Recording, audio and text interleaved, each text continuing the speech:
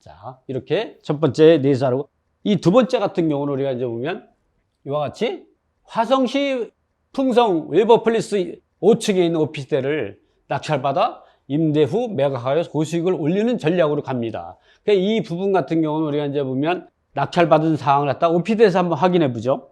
오피스텔에 들어가 보면 이제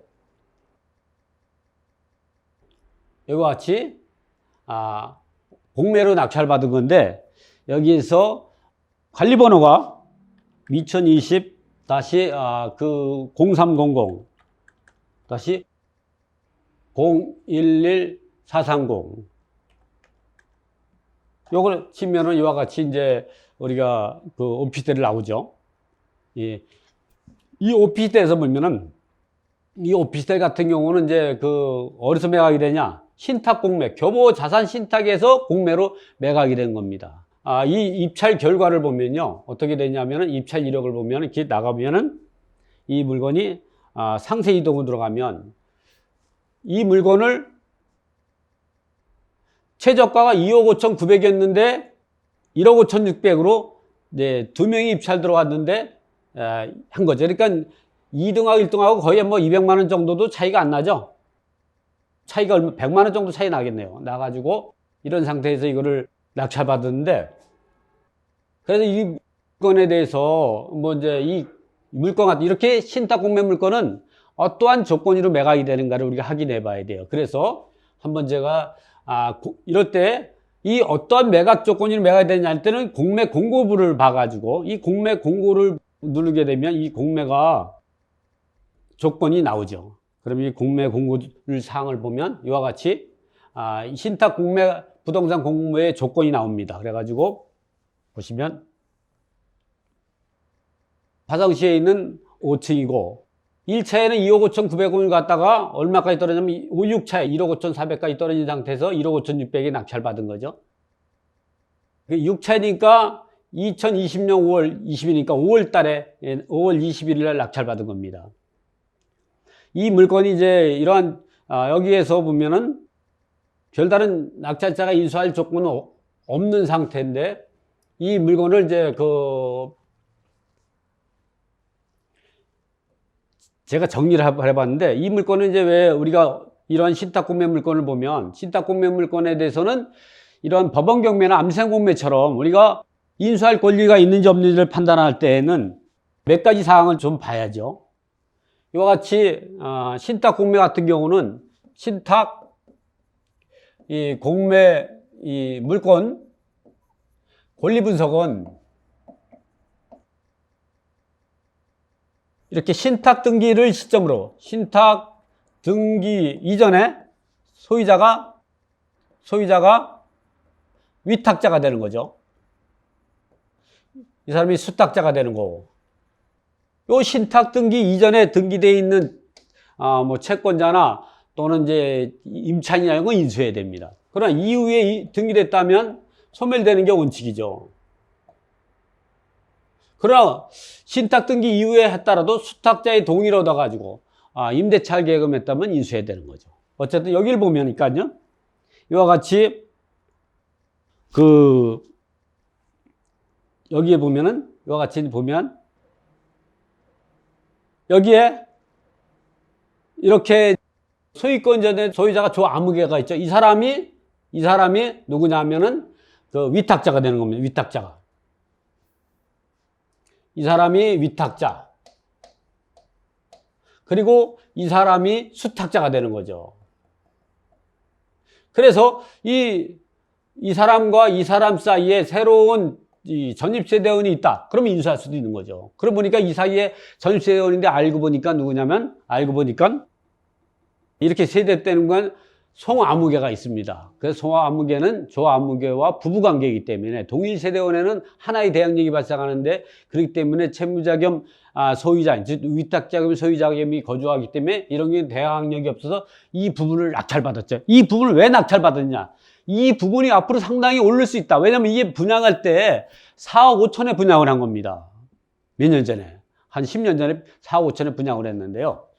그래서 현재에 갔더니 1억 5천 400까지 떨어져가 1억 5,600에 낙찰받을 수 있었던 사항은 이 물건이 어떻게 보면 미분양 상태가 많고 이 풍선 플리스가 한 동 전체가 공매에 나오다 보니까 가격이 형성이 안 돼서 그렇죠. 그러나 이게 미래 가치가 있는 거 보면 인도거부터 동탄까지 복선 전철역이 언제 개통이 되냐면 2026년에 완공이 되고요. 그 다음에 GTX C1호선이죠. 운정부터 여기까지가 동탄까지가 이 부분이 지금 추진 중에 있다 보니까 이러한 것들이 완성이 되면 즉 한 5년에서 6년만 가지고 있으면 이 물건은 대략 4, 5천 정도에서 5억 원 갈 수 있습니다. 그래서 지금 이 부분을 이제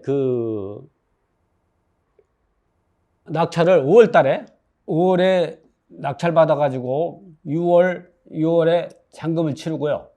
그리고 1억 5,600만 원 정도의 낙찰 받아 가지고 이거를 지금 2억 원에 전세를 놨습니다. 전세 계약을 했죠. 그러면 결국 어떻게 되냐면은 이 전세 계약한 상태니까 결국은 전세만 하더라도 3천만 원이 남았죠.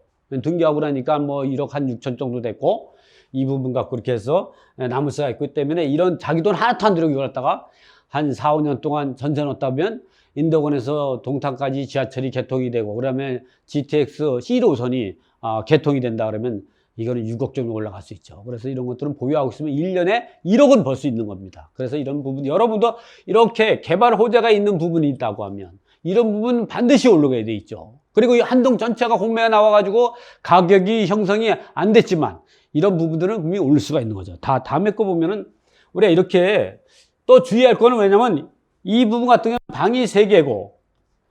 방이 3개거든요. 룸이 3개고 욕실 하나 거실 이런 형태가 되니까 이 부분같이 주거용 오피스를 사용할 수가 있는 거죠. 이러한 경우는 앞으로도 여러분 오피스를 살 때 이 요점 지역 주요한 지역 내에 원룸 형식이 아니라 투룸이나 쓰리룸이 있다면 주거용으로 살 수가 있고 요즘같이 전세금이 증가가 되는 거 폭등하는 이런 사회에서는 오피스텔 가격이 향상을 끌어올릴 수가 있는 겁니다. 자, 다음에 보면은 요번에 같은 경우는 압리산 공매로 송파, 가락, 두산, 위브, 센티뷰라고 지금 공매가 진행되는 겁니다. 그러니까 이번 주 오늘부터 수요일까지 마지막이 있죠. 이 보면 12회 거쳐가지고 가격이 얼마냐면 3천만 원까지 떨어졌습니다. 그래서 이게 가격이 왜 떨어졌는가 이 부분 갖고 우리가 한번 이것도 한번 제가 분석을 한번 해보드리죠. 자,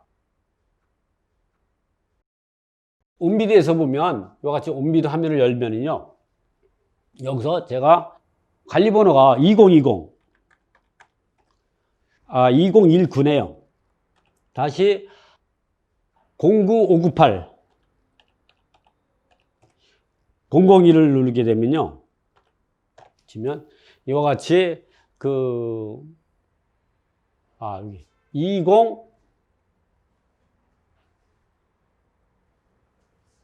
2019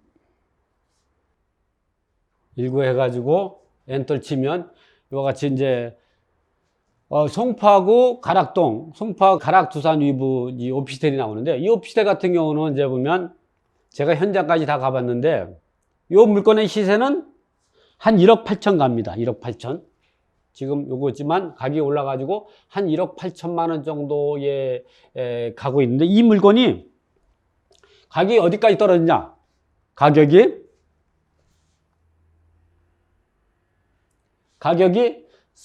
이렇게 3억 5,250만 원까지 떨어졌죠. 이게 왜 떨어지냐? 여기를 보면 임차인이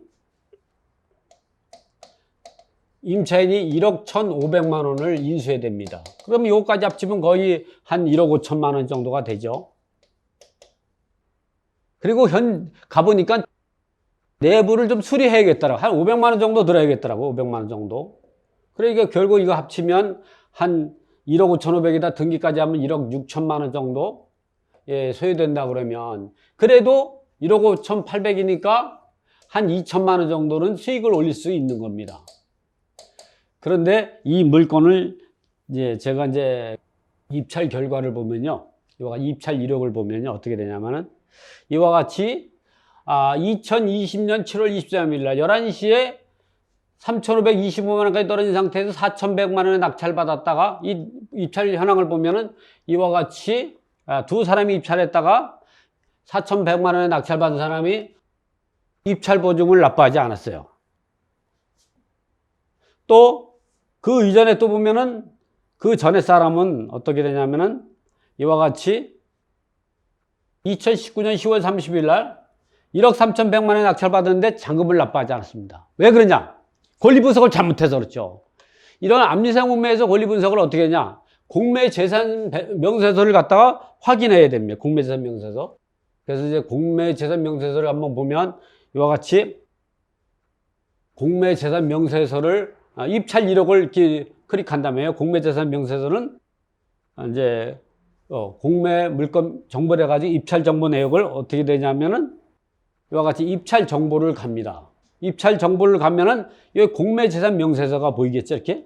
근데 이 공매재산 명세서를 클릭하게 되면 이 개인정보가 다 보입니다. 그래가지고 이걸 누르게 되면 입찰 정보가 나오는데 제가 개인정보를 갖다가 보호하기 위해서 개인정보에 대한 내용을 안 보이게끔 해서 제가 PDF로 다시 만들어 봤습니다. 그래서 그걸 여러분한테 보여드리죠. 이와 같이 이 송파, 가락동, 송파, 가락, 두산, 위브 센티움이 보면은 이게 이제 이천세무서에서 공매를 넣은 건데요. 임차인이 보면 이 아무개가 있습니다. 그래서 제가 이 아무개는 2005년 5월 5일 날 보증금 1억 1,500인데 말소 기준 권리를 보면은 어떻게 되냐?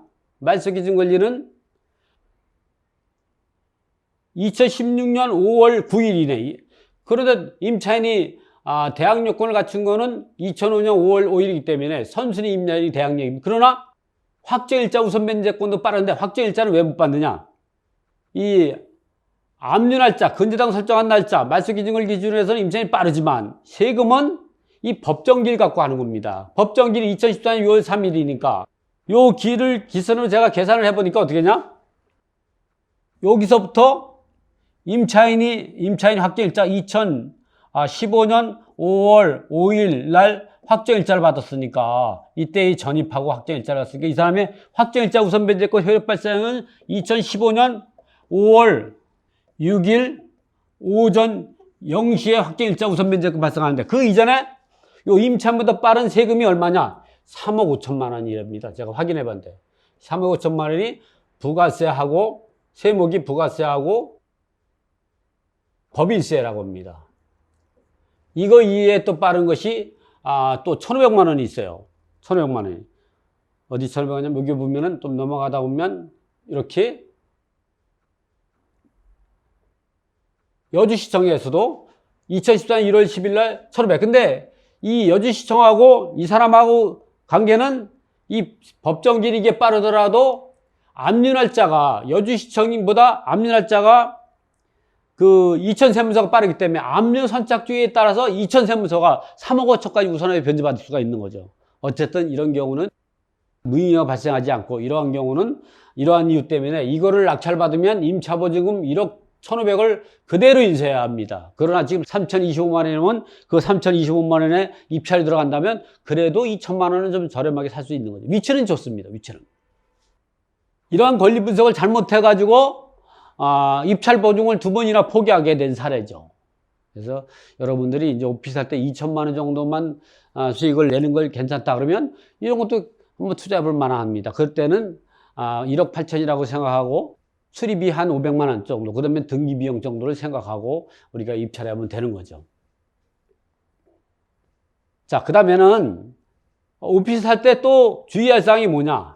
주의할 사항이 뭐냐면 이런 거죠. 소액 임차인을 잘못 판단해가지고 입찰 보증을 포기하는 사례가 있죠. 이렇게. 소액 임차인을 잘못 판단해서 낙찰자가 인수할 뻔 사례에서 탈주한 사례. 이 부분 같은 경우로 보면, 이게 오피스텔인데, 이 오피스텔이 이제 감정가 얼마냐면은 2억 4,500인데 2억 900만 원 정도 되는데 시세가 이 정도 됩니다. 한 2억 5천 정도 되는데 그래서 등기하고 따지면 한 2억 한 1,500 정도 되고 그래서 이사 비용 주고 뭐하고 그러면은 한 이제 그 2천만 원 정도 이익을 보겠다 생각하고 입찰에 참여해 들어갔는데 가보니까 이 임차인이 업무용 오피스텔을 사용하고 있는데 확정일자가 없습니다. 그런데 이걸 주택으로 생각해서 6,500만 원 이하면 2,200 최우선 변제를 받는 거로. 즉, 요거 기준으로 하니까 어쩌면 4,500만 원 이하일 때, 왜냐면 2002년 11월 1일부터 2010년 7월 25일까지는 4,500만 원일 때, 환상보증이 4,500만 원 이하일 때 1,350이니까 최우선 변제를 다 받는 줄 알았는데, 이 상가 같은 경우, 상가임대차법 같은 최우선 변제는 환상보증을 하기 때문에 이 사람이 소액 임차인이 아니죠. 그래서 어떻게 판단했냐?